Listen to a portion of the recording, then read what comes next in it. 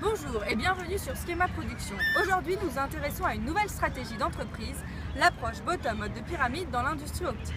Mais qu'est-ce que sont les BOP? C'est la question que nous vous avons posée aujourd'hui. Bonjour madame, alors qu'est-ce que vous évoque l'approche bottom mode de pyramide? Rien du tout. Rien du tout, vous voyez Non. pas? Le bas de la pyramide, eh ben, c'est tout en bas. Je suis désolée, je ne sais pas. Le bas de la pyramide, ça fait plein de choses. Le peuple. Littéralement, c'est le bas de la pyramide. Il me semble qu'en économie, c'est le marché qui vise tous les plus pauvres. Je suis pas sûr. La décadence budgétaire, Oui. par exemple. Et dans un niveau de stratégie d'entreprise, qu'est-ce que ça pourrait être? Stratégie d'entreprise. Eh bien, il faudrait que tout le monde se serre la main pour être tous en haut de l'échelle. Très bien. Hein, les étagères, il faut qu'elles montent. Il ne faut jamais que ça descende. Il faut toujours Voilà. regarder le haut et jamais le bas. En 1990, C.K. Prahalad, un physicien indien, s'est posé la question. Pourquoi les 4 milliards de personnes vivant en dessous du seuil de pauvreté ne représentent-ils pas une cible potentielle pour les entreprises? Car bien qu'individuellement il n'ait que très peu de moyens, ensemble ils représentent un marché important. Aujourd'hui, quelques entreprises comme Unilever, Danone ou Essilor tentent de proposer des produits adaptés à cette population. C'est ce qu'on appelle l'approche bottom mode de pyramide. Nous sommes allés à la rencontre de Sam Boonheimer, PDG de la société Capcoal, spécialisée dans le développement durable, afin qu'il nous éclaire sur cette nouvelle stratégie d'entreprise. On a un monde qui est basé sur sur la consommation. Tout notre modèle économique ne tient que parce qu'on consomme, on consomme, on consomme. On voit bien qu'on arrive à saturation et donc un angle stratégique est de s'attaquer à 90% du marché en termes de nombre de personnes qui n'y ont pas accès.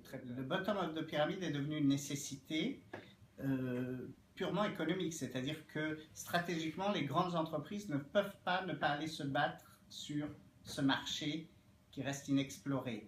Alors, ce qui est évident, c'est qu'on va être sur des populations fragiles, beaucoup dans le tiers-monde, mais pas que. On va être sur des populations fragiles et les besoins de base, ça va passer par les besoins de base. Il faut savoir que 13,5% des Français vivent en dessous du seuil de pauvreté. Alors, afin de permettre à cette catégorie de personnes d'accéder à des soins optiques, Paul Morlet, un jeune entrepreneur français, a lancé une nouvelle marque, Lunettes pour tous, proposant des produits à des prix attractifs. Nous sommes allés à sa rencontre pour qu'il nous explique son concept.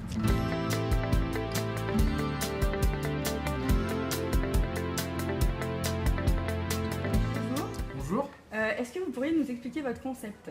Alors le concept de Lunettes pour tous c'est très simple, c'est un magasin qui vous permet de venir et de repartir avec vos lunettes en moins de 10 minutes à moins de 10 euros.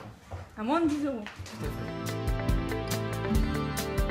Mais comment est-ce que vous réussissez à pratiquer des prix aussi attractifs alors que vous fabriquez vos montures dans les mêmes usines que certaines grandes marques françaises? Parce que les grandes marques françaises vendent sûrement les montures avec beaucoup de marge et que nous on fait juste une marge de x2. On n'a rien inventé de ce côté-là et en vendant 10 euros on fait quand même une marge de x2 donc on gagne quand même 5 euros par marque.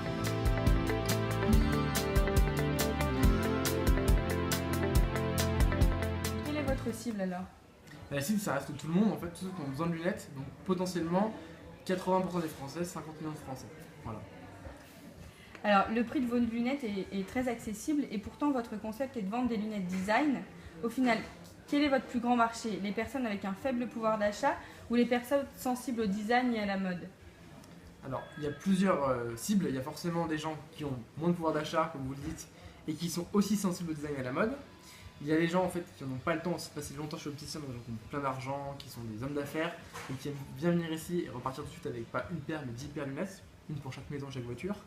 Donc finalement la cible est très large en fait, c'est pas celle qu'on pense, c'est pas forcément celle qui a le moins d'argent, c'est celle qui veut aller très vite, qui veut changer souvent, ou qui veut faire des économies ou faire de bonnes affaires.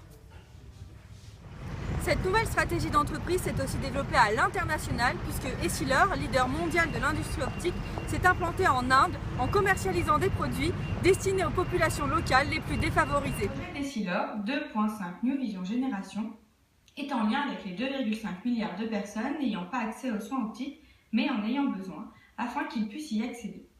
Il permet aussi de les impliquer directement afin qu'ils deviennent distributeurs. Pour proposer des lunettes au BOP, Essilor s'est vu confronté à différents freins que l'on nomme dans cette approche les 4 A. Premièrement, awareness. Il s'agit de déterminer si le client potentiel a bien compris ce qu'était le produit et son utilité.